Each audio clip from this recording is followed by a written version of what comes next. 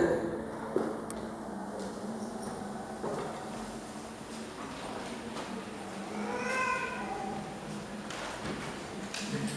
selalu. Nama Tuhan, pada pagi ini kita boleh bersama beribadah. Kita akan membaca dari satu ayat firman Tuhan dari Matius pasal yang ke-6 ayat yang ke-25. Injil Matius pasal 6 ayat yang ke-25. Kita akan baca bersama-sama. 1, 2, 3.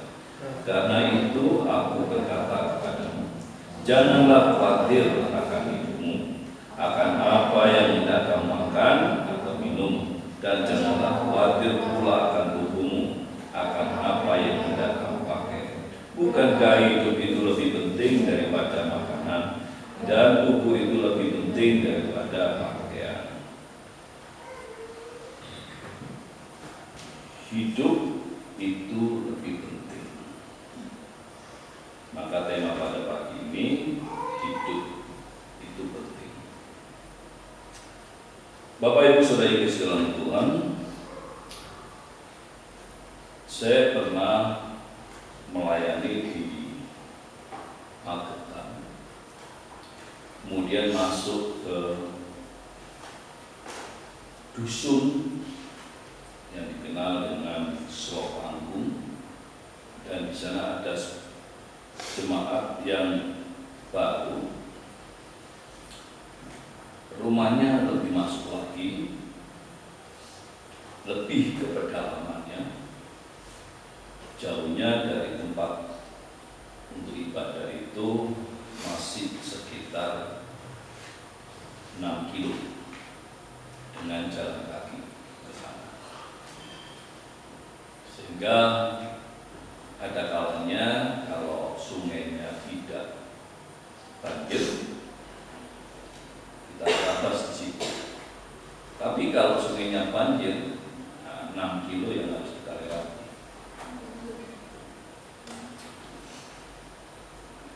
Pada saat saya melihat air sungai, di situ warnanya kuning. Pada saat saya berkunjung ke rumah jemaat itu, kalau tidak ada teh atau tidak ada kopi, dia siapkan air minum juga warnanya sama dengan air yang di sungai. Nah, saya tidak tahu ya ambilnya di mana. Ambil di air sungai itu atau ambil di sumber yang lain, saya tidak tahu. Tapi warnanya sama. Ini ya, karena saya menghormati, menghargai rumah yang saya kunjungi, jemaat yang saya kunjungi, maka saya harus minum air itu. Dan di situ ada sebuah pikiran saya, berbahagia orang yang ada di kota. Airnya bersih, dia minum tanpa bisa melihat air sungai yang kuning, dan kebetulan air sungai itu di atasnya itu tempat cuci lembu, ya. Jadi saya tidak tahu. Dan saya bersyukur kalau saya bisa bertemu dengan seorang yang sangat kaya sekali. Tetapi cerita ke cerita itu diawali dari seorang yang biasa, lulusan STM, kedua jadi cleaning service. Karena kejujurannya, karena cintanya sama Tuhan, cintanya luar biasa dengan Tuhan sampai sekarang, dengan perusahaan yang dia punya. Kecintaan kepada Tuhan tidak pudar, bahkan lebih cinta. dia bisa membantu hamba-hamba Tuhan, dia bisa sediakan dananya untuk hamba-hamba Tuhan karena cintanya kepada Tuhan. Dari seorang cleaning service, dari seorang yang tidak punya uang, dari seorang yang tidak mempunyai apa-apa, tapi Tuhan berkati karena kecintaan. Pada pagi ini kita melihat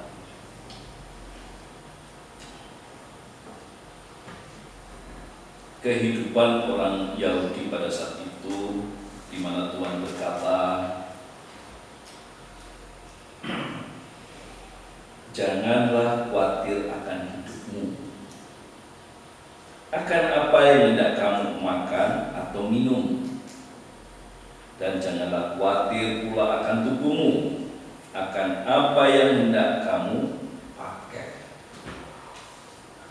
Manusia hidup mempunyai kebutuhan primer, sekunder, dan tersier. Tiga ini menjadi kebutuhan manusia. Kalau ditambah lagi, ya, kehidupan yang mewah. Kalau ditambah lagi, dari tersier itu sudah mewah, tapi tambah lagi mewah. Ya. Primer, sekunder, dan tersier itu standar dalam kehidupan manusia. Di mana kita, ya, orang Yahudi pada saat itu ada latar belakang di dalam penjajahan Roma, maka ada dalam kekurangan, ya, ada dalam kesulitan. Mungkin Bapak Ibu pernah mendengar sponsor atau seorang yang berbicara air semakin dekat, ya, air semakin dekat, ya. Artinya itu menjadi kebutuhan yang luar biasa bagi dia, ya. Ada orang mengambil air sampai perjalanan 2 kilo, 3 kilo, ya, dari tempat yang rendah menuju tempat yang tinggi, membawa, ya, bambu yang isinya air. Sambil mandi dia bawa air.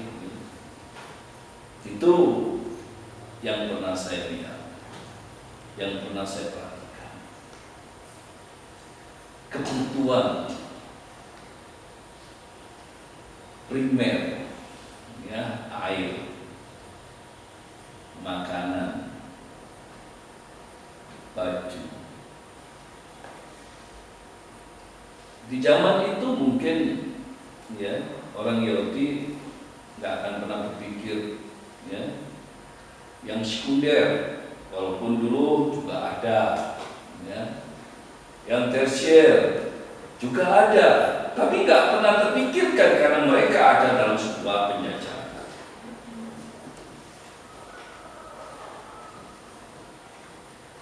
Dalam sebuah penjajahan yang harus dihadapi.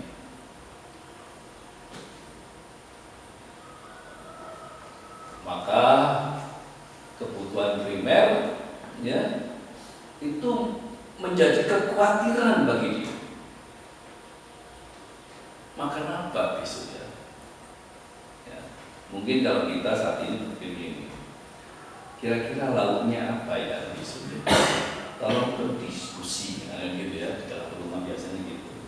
Tolong berdiskusi, karena sumpahnya mikir, ya, bingung makan apa besok itu.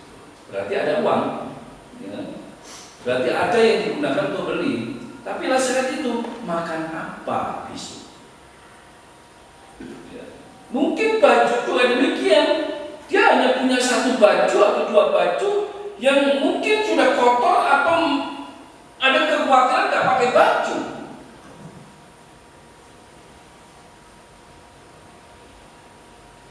Saya tidak tahu kira-kira apa kekhawatiran kita sekarang. Apa kekhawatiran kita sekarang ini? Variasi, ya, variasi kekhawatiran kita. Ya, bisakah meneruskan hidup? Bisakah saya, ya, mungkin ada anak, bisakah saya punya ini, punya itu? Kekhawatiran apa saat ini? Apakah itu akan kita teruskan, kita bawa dalam kehidupan ke kehidupan, kita bawa hidup ke hidup, atau kita bawa sehari ke sehari dengan kekhawatiran makin khawatir dalam kehidupan kita? Pada saat saya bertanya kepada seorang yang tadi cleaning service, yang begitu sibuk sudah,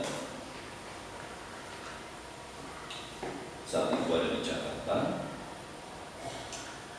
dan rumahnya dia itu hotel, rumahnya dia.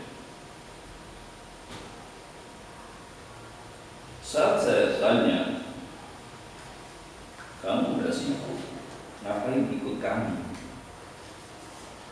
Dan dia begitu rindunya dia datang, begitu cintanya dia datang, sehingga kesibukan yang dia punya, kalau saya boleh katakan, dia tidak akan pernah punya waktu untuk Tuhan. Dia tidak punya celah, tidak punya selah untuk Tuhan. Kalau saya boleh katakan kesibukan.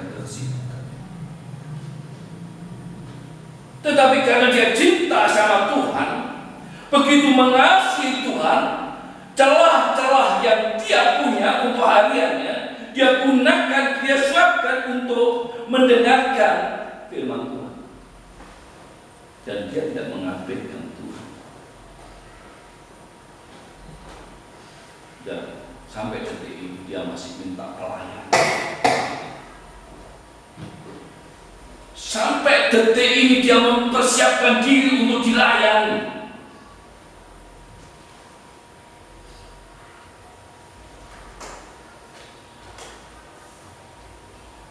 Apa kekhawatiran kita?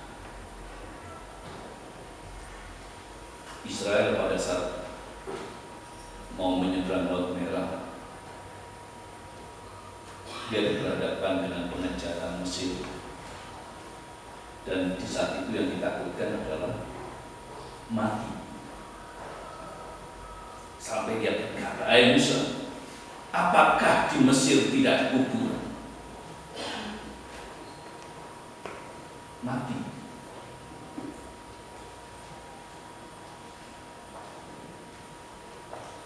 Dan ayat yang kita baca, yang dikhawatirkan oleh Israel, yang dipikirkan Israel adalah makan, minum, baju, yang dikhawatirkan.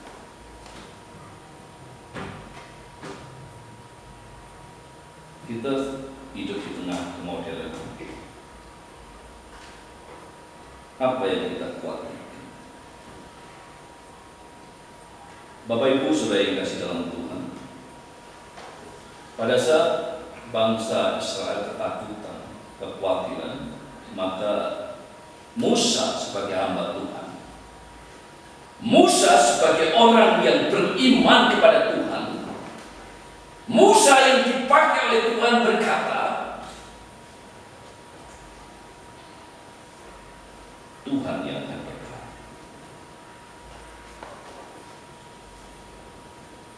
Yang saat ini kamu lihat, tidak akan kamu lihat lagi.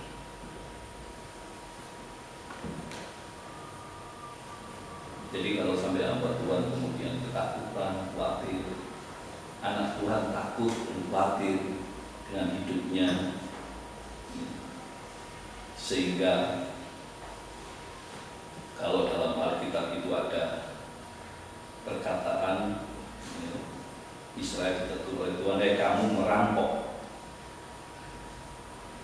Kemudian bangsa itu berkata, Tuhan, saya merampok apa? Yang dia tidak sadari bahwa dia memotong perpuluhan itu. Dia potong perpuluhan. Dia tidak berikan perpuluhan.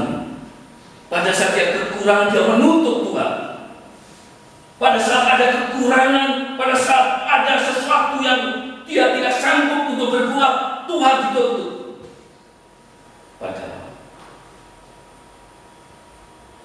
Israel itu sudah dikatakan kamu merampok miliknya Tuhan. Kamu mencuri miliknya Tuhan. Maka ya, istilahnya ada dandang jebol, dandang bolong. Kalau di kampung saya dulu ada seorang ibu, kalau dihitung pensiunan suaminya besar, masih ada bayaran dari perusahaan lain. Tetapi ya, setiap bulan uang itu setelah terima langsung habis. Kemudian dia cari utangan, terus cari utangan. Nanti akhir bulan dapat uang, bayarkan utang itu, habis lagi. Nah itu yang disebut dandang jebol. Ya. Kurang, terus kurang. Di mana letak manusia tidak kekurangan? Tidak, pasti kurang itu ada.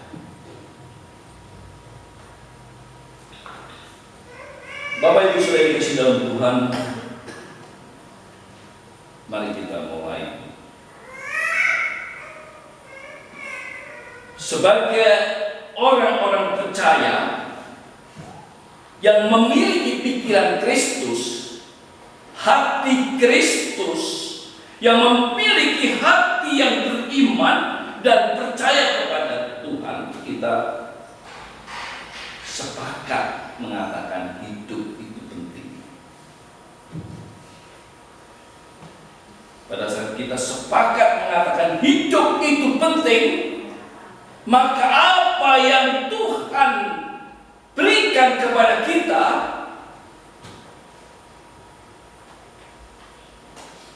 kata orang itu bilang, bahwa coba dinikmati, dan untuk Tuhan itu coba dinikmati.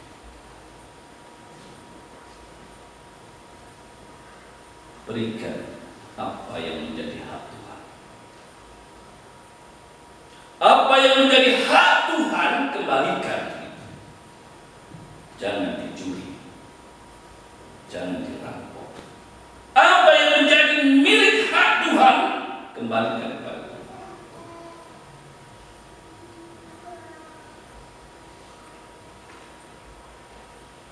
Tuhan Yesus berkata, janganlah khawatir akan hidup. Bukankah hidup itu lebih penting? Pertanyaan saya, adakah toko, mall, minimarket, supermarket jual hidup?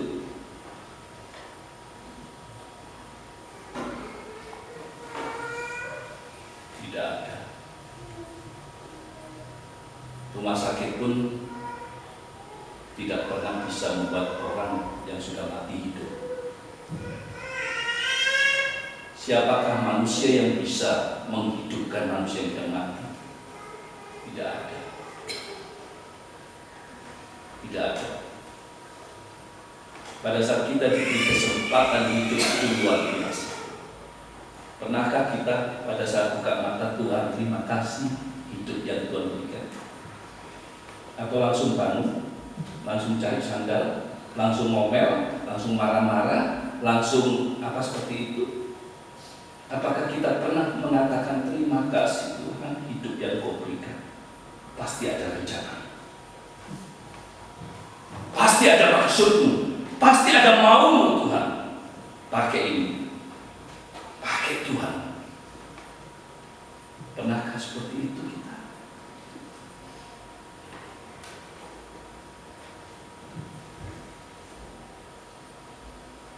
Manusia itu kalau sudah diberkati itu lupa. Kalau sudah mendapatkan berkat yang besar itu suka lupa dengan yang ngasih. Bapak Ibu saudara kasih Tuhan, dulu pada saat saya masih muda, saya paling jengkel kalau ada orang saya tolong kemudian mengucapkan terima kasih.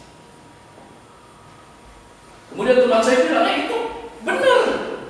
Ya tapi saya nggak suka. Ada orang yang saya tolong kemudian mengucapkan terima kasih. Itu paling jengkel saya. Tapi lama-kelamaan karena ada banyak teman saya bilang harus mau, gitu ya. Ya sudah. Ayo belajar. Berterima kasih, tunduk, merendahkan hati di hadapan Tuhan. Kenapa? Kita mulai membangun sebuah paradigma.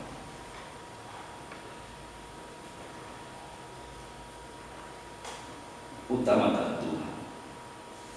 Kita baca Matius 6 ayat 3. Kita baca bersama-sama 1, 2, 3. Tetapi carilah dahulu kerajaan Allah dan kebenaran, maka semuanya itu akan, coba bayangkan, carilah dahulu, semua akan ditambahkan.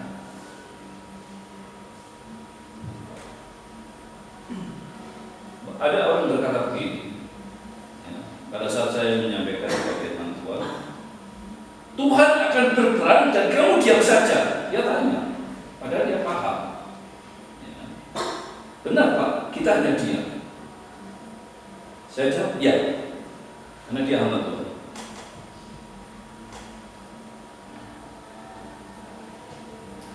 Bapak Ibu saudara dan Tuhan, saya mendapatkan sesuatu di hadapan Tuhan. Saya ada mengajar, saya sampai capek di dalam mengajar. Ada melakukan sesuatu yang harus saya lakukan, ada sesuatu yang harus saya tidak melakukan. Dan saya dapatkan semua dari apa yang saya kerjakan. Saya sering humor, hujan sama saya bersertai. Lihat, saya dapat kiriman transfer. Nggak kerja, mana mungkin gitu ya, mana mungkin. Di saat otak saya berpikir, Tuhan, dari mana ini? Dengan tuntutan yang ada, Tuhan, dari mana ini? Terus, Tuhan dari mana? Coba. Kemudian ada yang telepon saya, Pak, bisakah datang ke tempat kami dan memanggil jelas, gitu ya? Yang memanggil jelas, saya bilang bisa, karena yang memanggil jelas, kan gitu. Sampai itu, Pak, baik Bu, Pak, ini barokah. Coba bayangkan, saya nggak kerja gitu, tapi Tuhan sediakan. Itulah cara-cara yang Tuhan berikan, tambahkan kepada kita. Harus mau melakukan apa yang Tuhan mau untuk kita. Kita harus kerjakan. Kita bayangkan kalau Israel tidak berjalan menyeberang sampai di seberang, kira-kira apa yang terjadi? Sudah dibuka laut oleh Tuhan. Apakah Israel diam? Tidak. Lantas apakah Israel membuat sebuah peperangan sama Mesir? Tidak. Tuhan yang membuat Mesir itu mati.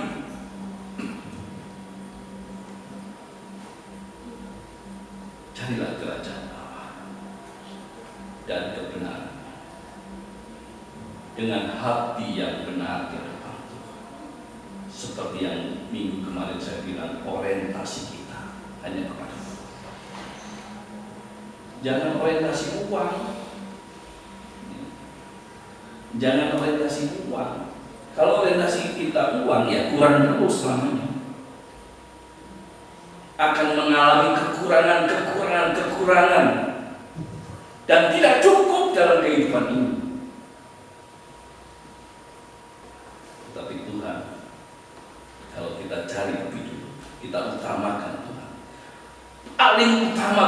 nomor satu Tuhan, paling saya yakin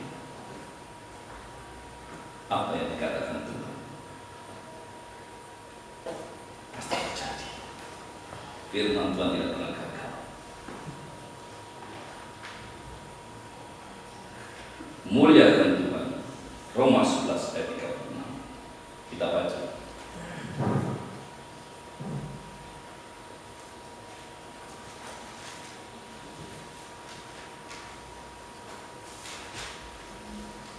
Roma 11 ayat 36. Kita baca bersama-sama. 1, 2, 3. Sebab segala sesuatu adalah dari Dia dan oleh Dia dan kepada Dia. Bagi Dialah kemuliaan sampai selama. Bagi Dialah kemuliaan sampai selama-lamanya. Ya. Kalau kali kita dapat berkat, kalau kita dapat apa yang kita dapatkan, itu bukan karena kerja kita, bukan karena kita giat, bukan karena tubuh kita ini sehat,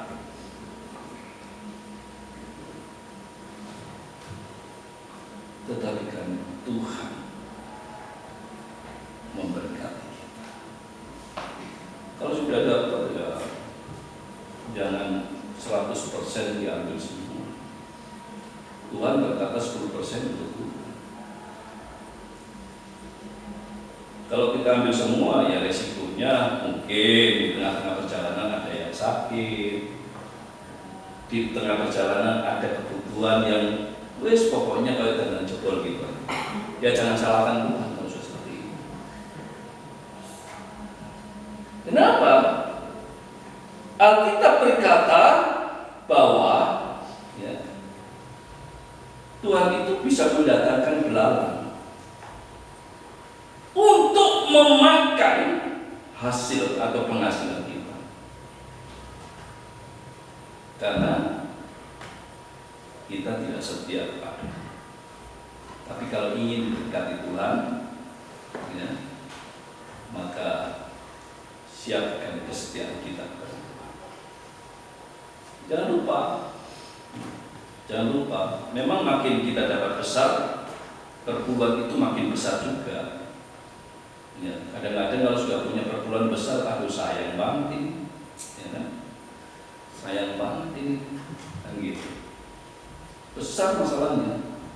Tapi pada saat kita ringan di hadapan Tuhan, maka Tuhan akan sediakan. Percaya itu.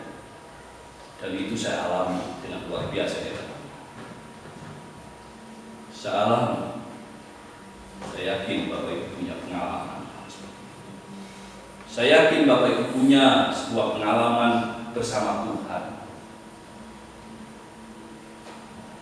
Sekiranya pengalaman itu menjadi kesaksian bagi hidup kita. Bersaksilah, saling bersaksi di hadapan Tuhan. Kiranya kemuliaan Tuhan yang itu. Mazmur 34 ayat yang ke-9.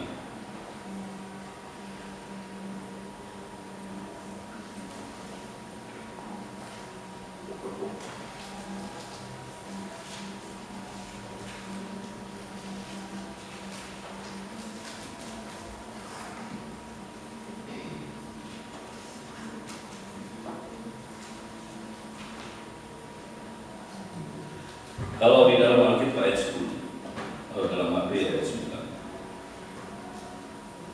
dalam Alkitab ayat 10, kita baca bersama-sama. 1, 2, 3. Takutlah akan Tuhan, orang-orangnya yang kudus, sebab tidak berkekurangan orang yang takut akan. Takutlah kepada Tuhan. Ya. Daud berkata, sejak aku muda sampai tua, tidak pernah melihat anak Tuhan itu meminta-minta.